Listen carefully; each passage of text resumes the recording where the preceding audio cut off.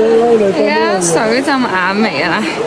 美國石安國家公園 The Narrows 係我近年行過印象最深刻嘅路線之一，行晒全程來回要8個鐘。呢條路線唔單止路程長，仲要渡河涉水，甚至喺高水位路段游水添。仲爭幾步呢，就過到去㗎啦！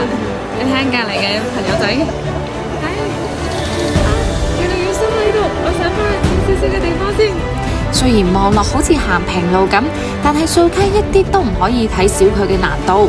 河流中嘅石頭同埋急喘嘅水流會令到你企唔穩，而且河水即使喺7月嘅夏季都仲係涼浸浸。呢一條係國家公園最具代表性嘅涉水峽谷步道之一，行喺蜿蜒曲折嘅河道之間，兩邊壯觀峭壁非常多變，每轉一個彎又有新風景啦。